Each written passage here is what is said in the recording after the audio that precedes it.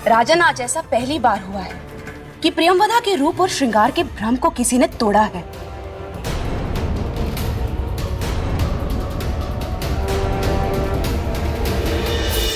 अद्भुत देवी, ये एक सच्चे पुरुष का ही चरित्र था जिसे कोई अन्य स्त्री छू भी नहीं सकी। सत्य कहा आपने राजन। परीक्षा मनुष्य के भीतर छुपी योग्यता को बाहर ले आती है। कुछ ऐसा ही हुआ सम्राट विक्रमादित्य के साथ।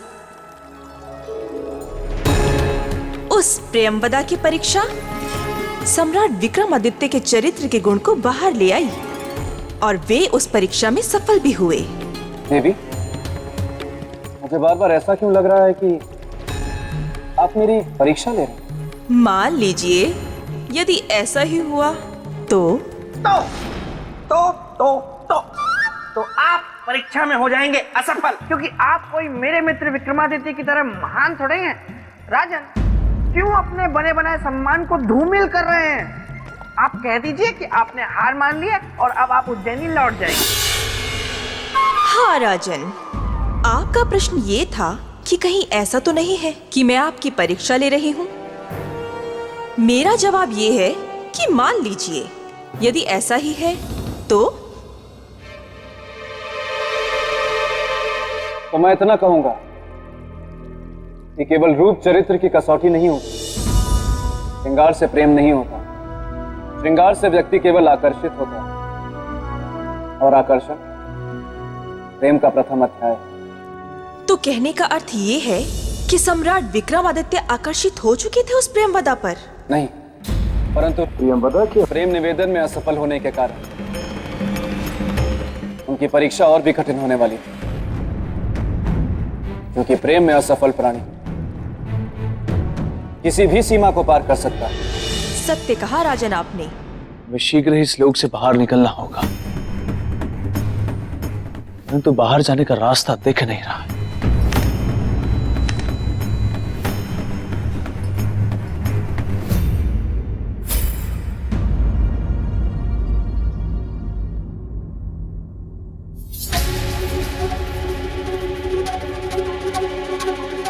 इसी मार्ग के जरिए हम इस लोक में आए थे। यही मार्ग हमें पृथ्वी लोक ले जाएगा।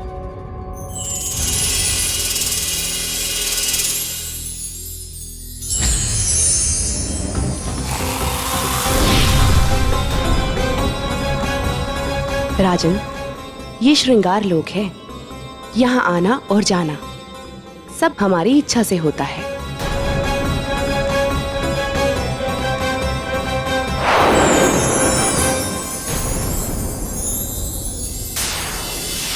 ये काम वासना का बाण है। ये आपके हृदय से आपके धर्म और चरित्र के कवच को समाप्त कर देगा और इसके बाद आप हमसे बेहिचक प्रेम कर सकेंगे।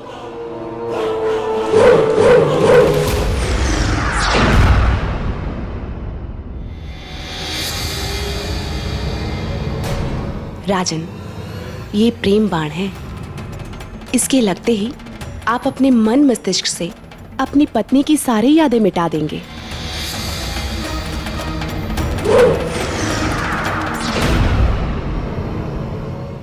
राजन, ये सम्मोहन बाण है। इसके लगते ही आप अपने राज्य, अपनी पत्नी, अपना प्रेम और अपना चरित्र सब भूल जाएंगे और आपको याद रहेगी तो केवल प्रियंवदा।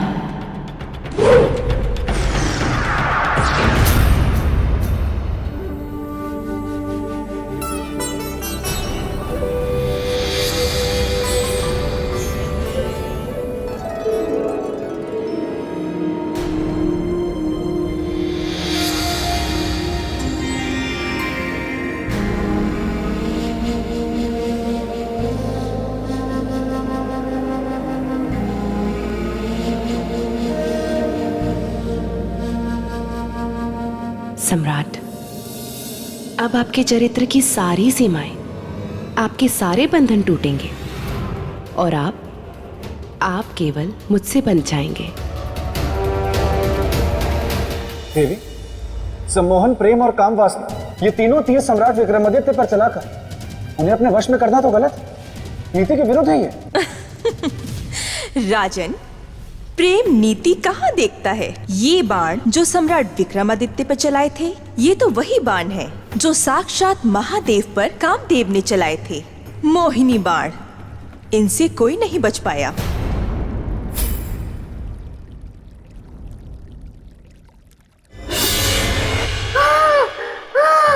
देवी की जय हो।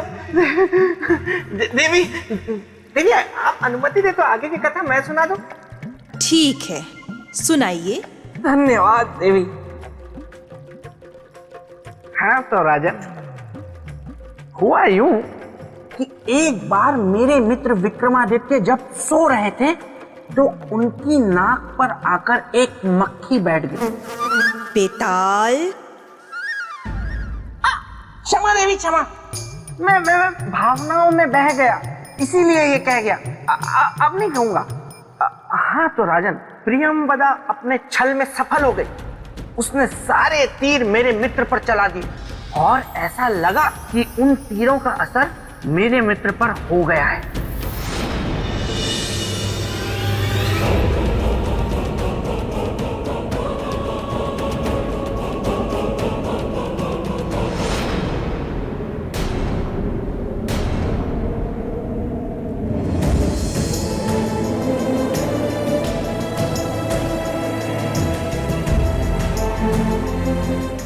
देवी, जिस मोहिनी बाण का उपयोग करके आपने हमारे चरित्र को भ्रष्ट करना चाहा, हमारे मन मस्तिष्क से हमारी पत्नी को हटाना चाहा, वो केवल हमारी पत्नी ही नहीं परंतु हमारे चरित्र और हमारे प्रेम की रक्षा कवच है, जो हर पल हमारे साथ है। अगर आपको यकीन नहीं आता तो अपनी दृष्टि घुमाएं और देख लीजिए।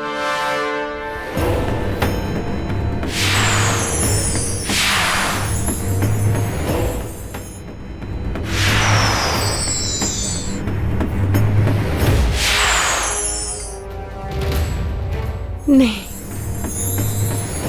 ये नहीं हो सकता। किंतु यही सत्य है देवी, और सत्य को झुठलाए मत। कृपा करके हमें पृथ्वीलोक का मार्ग बता दीजिए। अब मैं आपको रोकूंगी नहीं, चले जाइए, मार्ग सामने है।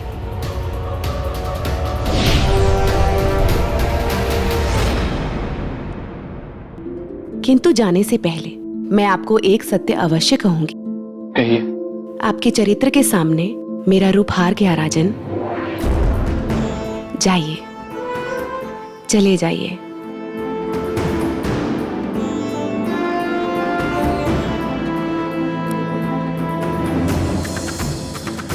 और इस तरह रानी प्रियंवदा हाथ मलते रह गई। देखा मेरे मित्र का चरित्र?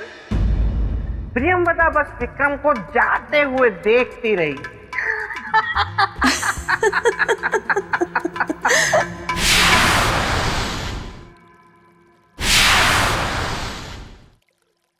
रूप की रानी प्रियंवदा और इतनी विवश। अब यही तो विडंबना थी राजन। देखिए ना, ये है कामदेव के 3 अपराजित तीर, श्रृंगार, प्रेम और काम, जो सम्राट विक्रमादित्य के महान चरित्र के आगे पराजित हो गए। और रानी प्रियंवदा परेशान। नहीं देवी, मैं नहीं मानता इस बात को। यही तो समस्या है ना राजा, आप कुछ मानते ही नहीं। अगर आप मान गए होते तो आज यहाँ ना होते, बल्कि अपने राजमहल में आराम कर रहे होते। तो राजन, अब बताइए, आप क्यों नहीं मानते ये? जब किसी प्रेमिका का प्रेम, श्रृंगार और सुंदरता तीनों हारते हैं, तब वो एक चोट खाई नागिन बन जाती है और बदले के मार्ग को चुनती है, छल को अपना अस्त्र बनाती है। क्योंकि कोई भी स्त्री अपने व्यक्तित्व और अस्तित्व को अनदेखा होते हुए नहीं देख सकती है देवी। मतलब रूप की रानी प्रियंवदा ने सम्राट विक्रमादित्य के साथ छल किया होगा। बिल्कुल ऐसा ही किया रानी प्रियंवदा ने। अवसर पाकर वो सम्राट विक्रमादित्य की अनुपस्थिति में उज्जैनी जा पहुंची। तो ये है चक्रवर्ती सम्राट विक्रमादित्य के धर्म, न्याय और चरित्र की नगरी उज्जैनी, जहां उनके धर्म और चरित्र की गूंज सदा गूंजती रहती है। किंतु विक्रमादित्य, मैं तुम्हारी इसी नगरी उज्जैनी में तुम्हारे पाक साफ दामन पर दाग लगाऊंगी और लोगों को बताऊंगी कि तुम क्या हो। देवी, मैं जिज्ञासु हूं ये जानने के लिए कि आगे क्या हुआ। उस प्रियंवदा ने ऐसा रूप धरा कि उस रूप की रोशनी ने सब कुछ हला।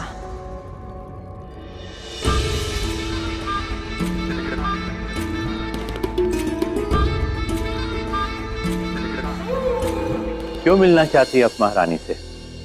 प्रयोजन क्या है मिलने का? ये बात केवल हम महारानी से कहेंगे, किसी अन्य से नहीं। तब तो आप महारानी जी से नहीं मिल सकती हैं। ये एक सन्यासिनी का अपमान है और याद रखिएगा, इसका परिणाम आपको भुगतना पड़ेगा। अलग निरंजन।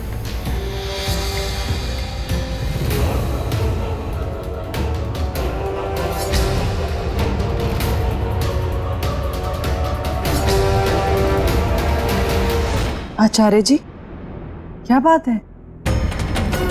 ये स्त्री बिना कारण बताए आपसे मिलना चाहती थी और परमात्मा की कृपा से आज हमारी ये इच्छा पूर्ण हुई। नहीं देवी, परमात्मा की परम कृपा तो हम पर हुई है, जो पूजा के तुरंत बाद हमें आप जैसी सन्यासिनी के दर्शन हो गए। अलग निरंजन। कल्याण, महारानी हमें आपसे कुछ बात करनी। जी कहिए। सबके सामने नहीं, एकांत में। जी अवश्य, साथ आइए।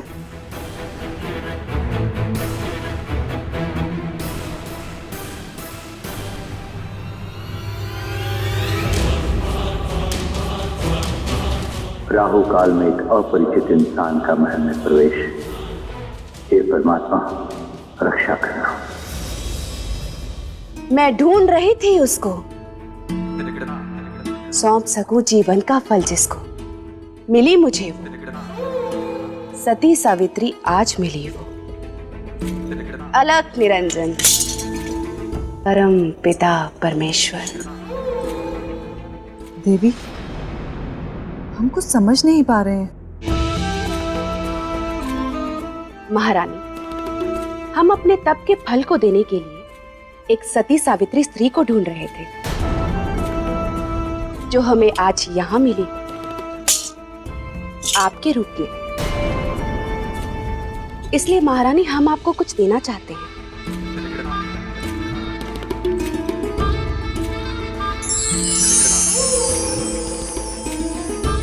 महारानी, हमारे तप के इस फल को ग्रहण कीजिए। इससे आपकी सुंदरता कभी कम नहीं होगी और आपके यौवन पर बुढ़ापे की छाया कभी नहीं पड़ेगी। लीजिए। ये तो हमारा सौभाग्य है कि आपने हमें इस योग्य समझा, किंतु क्षमा कीजिएगा, हम आपके इस तप के फल को स्वीकार नहीं कर सकते। क्या कहा? स्वीकार नहीं कर सकते? जी। इस ना का अर्थ जानती हो मूर्ख? एक साध्वी के निरादर के साथ साथ उसके जीवन और उसके तप को भी व्यर्थ करना, और हम ऐसा नहीं होने देंगे। आपको हमारे तप का फल लेना ही होगा। लीजिए।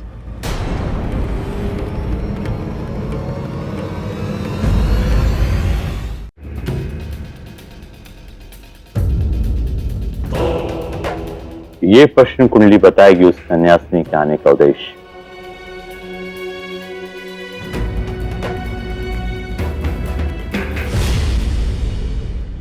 ये क्या छल की रचना है? उसके आने का उद्देश्य अनर्थ, घोर अनर्थ। लेकिन ये छल क्या है? और किसके साथ है ये छल? देवी, हमारे कारण आपका तप और जीवन दोनों में से एक भी व्यर्थ नहीं होगा। हम आपका मान रखकर आपका दिया हुआ तप फल अवश्य ग्रहण करेंगे।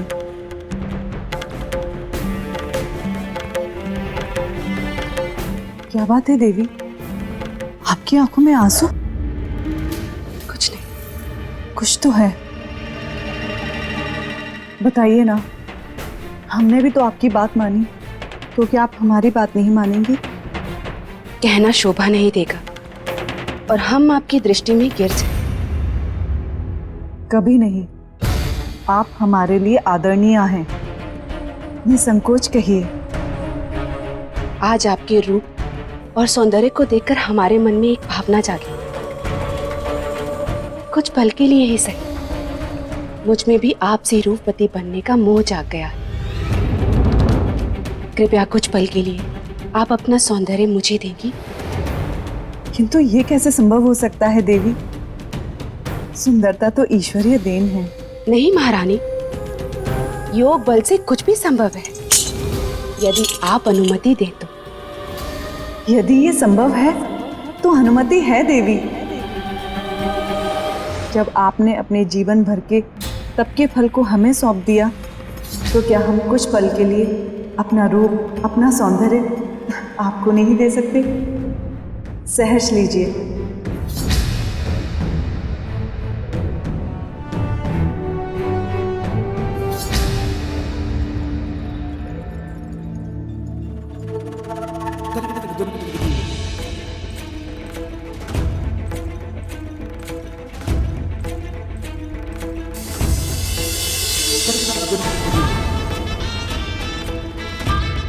सम्राट विक्रमादित्य, अब देखिए आप अपने चरित्र के बल का हरण।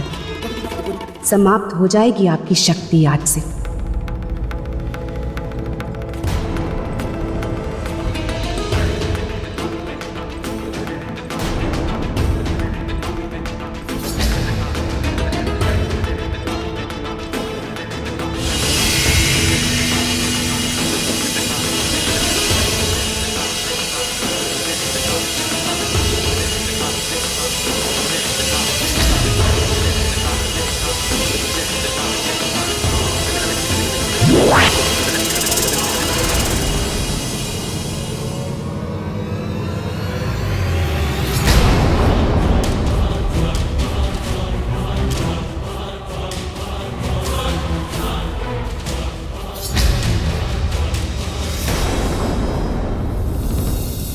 वीरामीर जी, क्या बात है?